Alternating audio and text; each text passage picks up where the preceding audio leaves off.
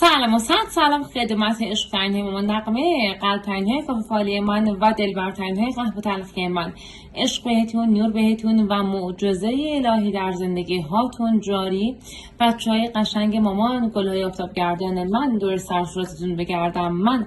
عشق ترین ها، امروز یک پیشگویی جذاب داریم. به نظر من جذابه. موضوعش هم یک کمی خاص و متفاوته. موضوعش اینه: چرا هنوز فراموشش نکردم و علت وابستگی من به این شخص چیه؟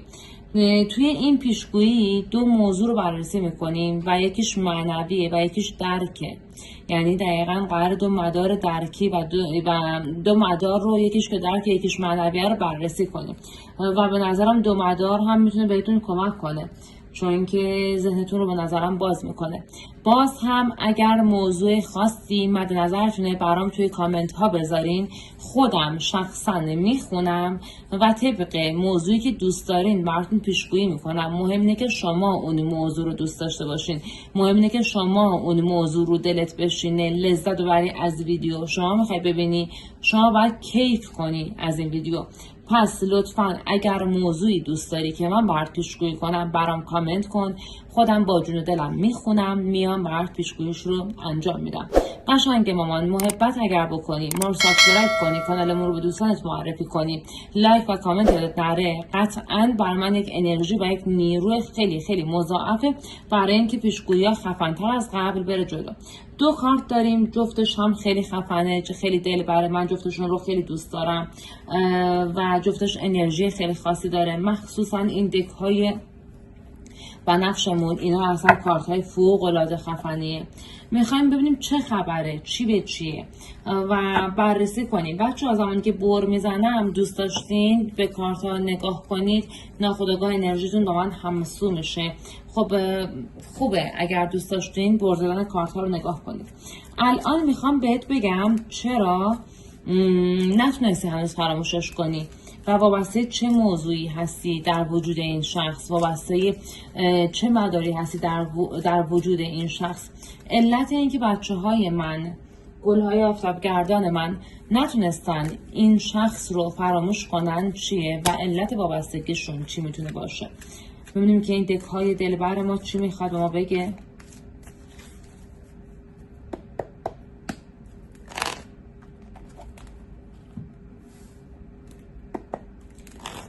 علت وابستگی و فراموش نکردن. ببین، اول از اینکه داره اشاره میکنه این شخصیه که خلاهای شما رو پر کرده.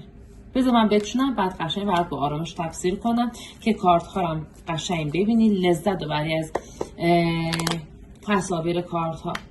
اجازه بده من برات قشنگم با 5 کارت با 6 کارت تفسیر میکنم که چرا نتونستی فراموشش کنی. ببین، یکی از علتهایی که نتونستی فراموش کنی اینه که این شخص خلاهای وجودی شما رو پر کرده. این شخص نحوه رفتارش با شما اوایل رابطه جوری بوده که شما احساس میکردی نیمه گمشده خودت رو پیدا کردی.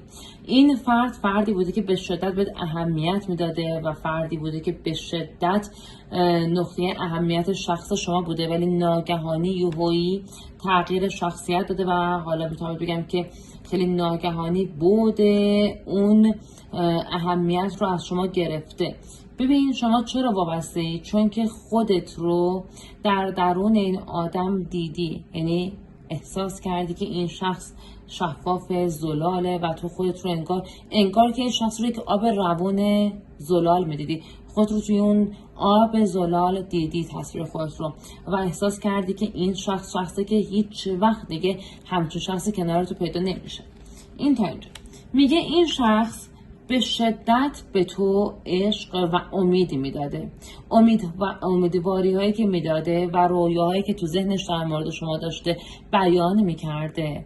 این باعث شده که نتونی فراموشش کنی و هنوز وابسته باشی.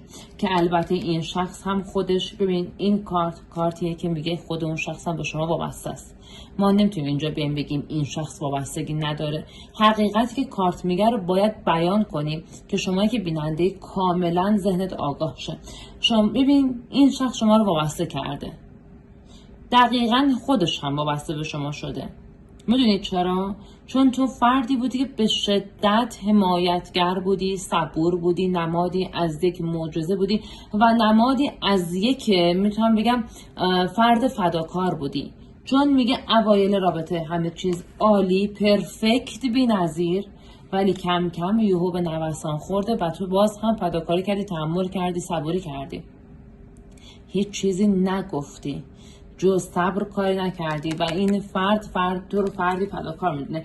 پس الان تا اینجا که به نظر من خوبه، این شخص هم به شما وابستگی رو داره. حالا ببین اینجا میگه چرا نمیتونی فراموشش کنی؟ چرا بهش وابسته ای؟ چون که شما مغزت رو، ذهنت رو، درونت رو به این شخص گره زدی. میگه خودت میخوای گره بزنی. بچه‌ها من یکم توی این پیشگویی باهاتون رک صحبت میکنم، از من اصلا ناراحت نشین. میگه خودت رو، مغزت رو بهش گره زدی و نمیخوای فراموشش کنی. میگه شما هر ثانیه، هر ساعت، هر لحظه انگار به این شخص داری فکر میکنی و یک چیزی رو مرور میکنی، یک مسیری رو مرور میکنی. میگه خودت انگار که هم خسته‌ای هم خسته نیستی. ببین دلت میخواد رها کنی، فراموش کنی و همش به خودت میگی من رها کردم، من فراموش کردم، من دیگه نمیخوام فکر کنم، ولی نه، میگه هنوز نپذیرفتی فراموش کردن رو. من نمیگم فراموش کن، من اصلا فراموش کردن هیچ شخصی رو خودم دوست ندارم و همیشه کلا همه آدما تو ذهنم میمونن، چه اونایی که کار خوبی کردن، چه حالا اونایی که کار نامناسب کردن، بازم من همیشه تو ذهنم میمونه. شما هم من نمیگم فراموش کن، من میگم این گره‌ای که تو مغز تو هستش اینجا، این گره رو خودت باز کن. خودت رو محدود به این شخص نکن. ببین خودت رو فراموش کردی، نقطه ضعف پیدا کردی، واقعا خودت رو ستایش کن. من جدی بهت دارم میگم، خودت رو ستایش کن. شما 14 روز هر روز از خودت تعریف و تمجید کن جلوی آینه. ببین اگر این رو فراموش اگر رها نکردی، میگه شما علت وابستگیت خودتی، مغزتی، خود ذهن شماست. ذهنت گیر کرده عزیزم، بپذیر، ذهنت رو رها کن. فکر کن این شخص نبوده، یا اگرم بوده درسایی به تو داده، روی اون درس ها آیندت رو بر جلو. که البته این رابطه دوباره اتصال داره ها، این رابطه دوباره اتصال خیلی قشنگی داره. برو بالا بی پایین. من بدارم میگم، رو کارت خودم میگم، من کارتم رو واقعا دوست دارم و رو کارتم ایمان دارم. من بهت میگم این رابطه اتصال داره، نقطه اتصال داره، این رابطه نقطه امن داره، این رابطه جفت میشه، این رابطه مجدد از نو آغاز میشه. از نو آغاز شدنش یعنی معجزه زندگی جفتتون، چون جفتتون با هم کامل بودین، الان بی هم ناقص شدین. زندگیتون، وجودتون میگه دوباره جفت میشه. بشین و تماشا کن یک وعده، بشین و تماشا کن رو پیشگویی من. خود اون شخص پر و شتاب، پر سرعت حرکت میکنه. علت تمامی وابستگیات رو بهت گفتم، تمامی وابستگیایی که بهش داشتی رو من بهت گفتم علتشو. اینجا بهت میگم الان اونه که دوستت داره، الان اونه که به تو، به بدن تو، به صورت تو، به رفتار تو، به اخلاق تو، عذر میخوام، به سکس تو مدام داره فکر میکنه و مدام داره میسنجاتت و این سنجش باعث میشه این شخص خودش به زمان یک ورود کنه به زندگی شما. این شخص ورودی زندگی شما خواهد شد. حالا خواهید دید. بشینیم که گفتم من میخوام الان از اعماق وجودم برات کارت بندازم، احساس قلبیش رو بهت بگم. لطفاً اسم خودت و عشقت رو بگو قشنگ مامان. لطفاً تمرکز کن، اسماتون رو بگو ببینیم چه خبره، واقعا چیه که تو رو داره اینقدر آزار میده، چی به چیه این رابطه، واقعا که از این آزار میای بیرون. ببین من شاید الان بگم باورت نشه، تو احساس سقوط داری. این شخص واقعا الان میخواد گام برداره، بلا تکلیف برداره یا نه، ولی من به تو میگم یک زمان میاد. خب احساسش چیه؟ احساسش دوستت داره. من جدا بهت میگم شما دو نفر با هم به جاودانگی قراره برسین. یک جاودانگی خیلی خاص تو این رابطه میخواد شکل بگیره. این رابطه خاص و عمقی میره جلو. ببین اگر هر نیتی داری روی این شخص میدونه که تو باعث جاودانگی زندگیش میشی، تردید زیر پا میفته و راه باز میشه. آیا اونایی که رابطهشون کات شده رابطهشون برگشت داره بچه های من؟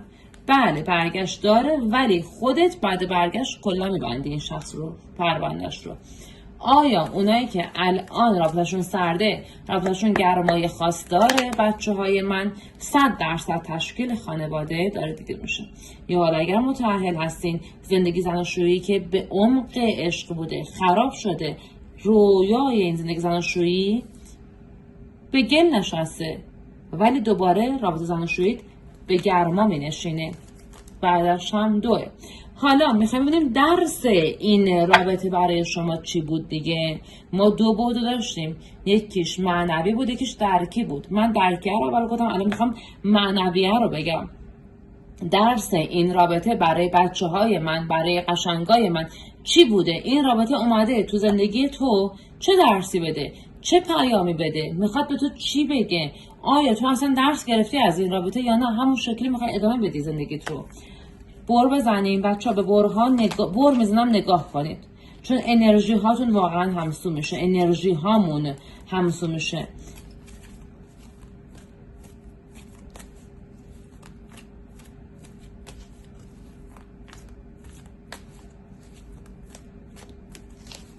درس این رابطه برای بچه های من چی بوده؟ خب عزیز من، درسش این بوده که یاد بگیری به هر کسی اعتماد نکنی، سری دل نبندی، سری وابسته نشی، خلاهای درونت رو، خلاهای زندگیت رو در وجود دیگری پیدا نکنی، خلاهات رو در وجود خودت پیدا کنی. ببین من گفتم امروز من شاید یکم راحت باهاتون صحبت کنم، ناراحت نشین. امروز من خیلی این پیشگویی رو دوست داشتم براتون چند وقت بگیرم. گفتم بچهای من رک باشم ناراحت میشن، البته تو پیوی خیلی کلا رکم، ولی گفتم امروز بازش کنم. بچه‌ها درس این رابطه چیه؟ واقعا خودت در خودت پیدا کن مشکلت رو، خلأت رو، به دیگری تکیه نکن. تو که اینقدر سختی کشیدی، اینقدر بی‌حمایتی کشیدی، چرا سری وا میدی؟ میگه وا نده، میگه دل نده، میگه خودتی و خودت، میگه اون خلأ، اون نقطه ناامنی که توی زندگی تو وجود خودت پیداش کن، نه تو وجود دیگری. درس این رابطه اینه که ببین 100% که اصلا با هم رجوع داریم، اصلا 100% رابطه شکل میگیره، ولی درسش چیه؟ درسش اینه که میگه خودت رو از قدرت ننداز. تو فردی هستی قدرتمندی، هر انسانی در هر نماد ظاهری، در هر نماد رفتاری قدرت خاص خودش رو داره.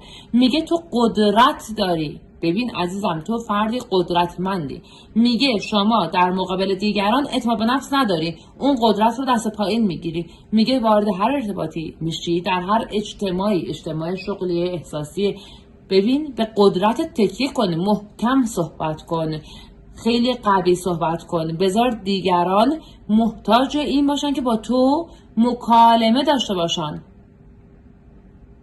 ببین عزیز دل من، شما روی صحبتات کلا خودت رو دست پایین میگیری. من بهت بگم بدونی، خودت رو دست بالا بگیر، میگه از قدرت درونیت استفاده کن. یکی از درسای دیگه این رابطه چیه؟ میگه این سری قوی صحبت کن، محکم. چرا احساس میکنی که تو چیزی کم داری؟ تو هیچی کم نداری. من دارم بهت میگم تو فرشته‌ای، تو یک فرشته‌ای که پروردگار تو رو آفریده در هر نماد و ظاهری. الان هم این درس‌ها رو جدی بگیر، بشین بنویس تو دفتر، هر روز بخون، بگو من اعتماد نکنم، من خلای خودم رو در خودم پیدا کنم، من قوی باشم، من قوی صحبت کنم، من فردیم که محکمم. اینا رو بنویس. من جدی بهت میگم، چون من سبک پیشگوییام با بقیه متفاوته. سعی میکنم توی هر پیشگویی بهتون درس بدم، نه اینکه بگم من کسیم، نه، دوست دارم کمکتون کنم آینده بهتری داشته باشیم کنار هم. شما به من درس بدین، من به شما درس بدم. خیلی وقتا بیاین پیوی من بگین مامان اینجا تو مثلا توی این پیشگویی اینو گفتی، ما دوست نداشتیم، این کلمه این بود، اینجا رفتارت با ما این شکلی بود. من دارم درس میگیرم، ما اینجا قراره با هم دیگه تعامل داشته باشیم. حالا درس بعدی این رابطه بچه‌های من چیه؟ ببین درس بعدی می‌بینید چیه؟ درس بعدی اینه که تو از خودت درک داری، مغز داری، عقل داری، از خودت باشه تصمیم زندگیت، نه که بری با دیگران صحبت کنی مشورت کنی. میگه چی؟ میگه درس بعدی این رابطه اینه که حرفات رو روی هر مداری، احساسی، عاطفی، این خانوادگی، شغلی، اجتماعی، درد و دل نکن. دلت میگیره؟ اوکی، دلت میگیره دیگه، راه به جایی هم مثلا نداری. مثال میزنم، عزیزم برو همون شیر آب واکن، با شیر آب درد دل کن. میگه با دیگران حرفات رو شیر نکن، صحبت نکن. درس بعدی این رابطه، اینقدر رفتی از رابطت به این اون گفتی، انرژی ها رو گرفتی، رابطه خراب شده، هیچی. اینقدر به تو حرفای این بر اون بر زد، اینقدر ذهن تو درگیر کردن، نتونستی راحت تصمیم بگیری خودت برای خودت. میگه حرف شیر نکن، صحبت نکن. عزیز دل من، شما صحبت نکن، خودتی و مغز خودت، خودتی و عقل خودت. میگه صحبت کردن ممنوع. درس بعدی اینه، میگه توی هر رابطه رابطه دیگه سکوت کن، بذار رابطت شکل بگیره، به هدف برسه. میگه همه حسود زندگی تو هن. میگه همه به زندگی تو حسادت دارن. خب خیلی قشنگ داره صحبت میکنه این کارت ها. خب حالا کارت هایی که افتاد رو پیشگویی کنیم، چون کلا کارت میفته یعنی خیلی خیلی انرژی اون پیشگویی فعاله.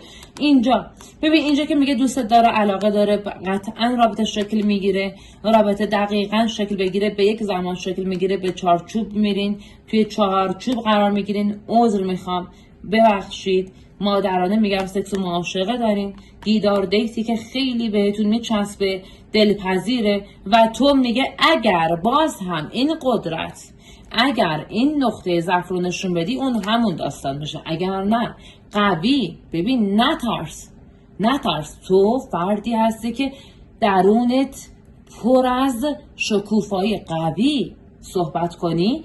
این رابطه میشه که اون شخص به دست و پای تو میفته. میگه دوستت داره، نقطه امنش تویی. خب دیگه چته؟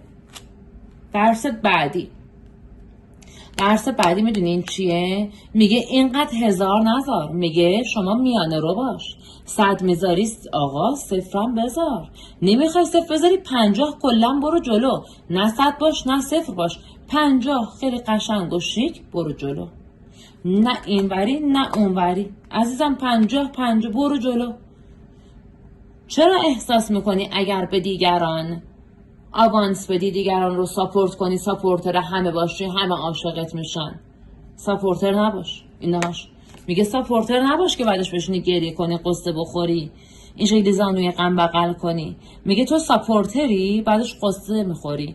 بعد از این که دیگران رو ساپورت میکنی، زانوی غم بغل میکنی. خب مگه مجبوری مادر من؟ مجبور که نیستی. پس دیگه الان گوش کن، ساپورتر نباش. یک مدار 50 رو برو جلو، بگیر برو جلو. خیلی شیک، خیلی منطقی، همه رو بگیر تو دستت. میگه زبونت نرمه، گرمه، با زبونت جذب داری. خب دیگه ببین، دیگه دسانه زمانی. ببین فکر میکنم اون روزی هم مرتون تاروت ریختیم، کارت دستان باز شد برای روابط احساسی. یادم نیستش اصلا، چون اون سری تاروت‌های کائنات داشتیم میگرفتیم. دستان میگه چی؟ میگه این فرد تو رو نور خورشید میدونه، از جانب پروردگارمون در زندگیش، و تو نور دهنده زندگیشی. میگه به سرعت پشیمونش رو میبینی. دیگه واقعا این سری قوی باش. دیگه این سری واقعا قوی باش. اگر فکر می‌کنی نمیتونی قوی باشی، بیا پی وی من دعوت بکنم دیگه، قوی بری جلو زندگی کنی. آیا دوستتون داره؟ 100%. ببین این کارت یک جداییه، یک ناراحتیه، یک وابستگیه که به جدایی رسیده. دوستتون داره؟ بله 100% دوستتون داره. در اوج عشق فوت شده، در اوج عشق دوباره برمیگرده. آیا بچه های من واقعا دیگه این سری درس گرفتن یا نه؟ دوباره همین اشتباهات رو میخوان تکرار کنن؟ نه، درس گرفتی. به به، بچه‌ام عاقل شدن، درس گرفتین. ببین عزیز دل مامان، شما شیپور شادیت گوش همگان رو کر میکنه. من بهت قول بدم باورت میشه. شما بذار ماه دوم پاییز بشه، ببین وای چه نوری چه زندگیت. ببین توی ماه دوم پاییز، نیمه اولش، من دارم به جدی میگم، یعنی دقیقاً آبان ماه نیمه اولش، گوش همه از شیپور خوشبختی، موفقیت، شادی تو کر میشه. تمام. پیشگوییتون خیلی پر انرژی بود بچه. منم خیلی سعی کردم واقعا انرژی بذارم برای این پیشگویی. فکر کنم دیگه فهمیدین، چون یک کمی خیلی دیگه امروز ترکوندم. بازم میگم مادرای من، بچه های من، گلهای آفتابگردان من، دخترای من، پسرای من، عجولها، شیطونها، هر نیتی که دارین بنویسین، با جون دلم میخونم، انجام میدم. مهم اینه که بچه های من راضی باشن از این ویدیوها. بچه های من میخوان ببینن لذت ببرن. الانم بلند شو برو برای خودت دوش بگیر، زیر دوش با آب حمام، با همون آب دوش زرد و دل کن، قشنگ گریه‌تو بکن، حرفتو بزن، قشنگ سبک شو. خب بعدش اومدی بیرون، فکر کنی نوزاد 5 ماهه‌ای 6 ماهه‌ای از نو متولد شدی. خب دیگه قشنگتر از این زندگی تو خودت بساز دیگه مادر. خودت بساز زندگی تو. دخترم پسرم قشنگم. ماچ به سرصورتتون نره. سابسکرایب کنید، لایک کامنت یادتون نره. پیشگویی بعدی رو شما بنویسین من انجام بدم. من هیچ ایده ای ندارم، شما ایده بدین. میبوسمتون.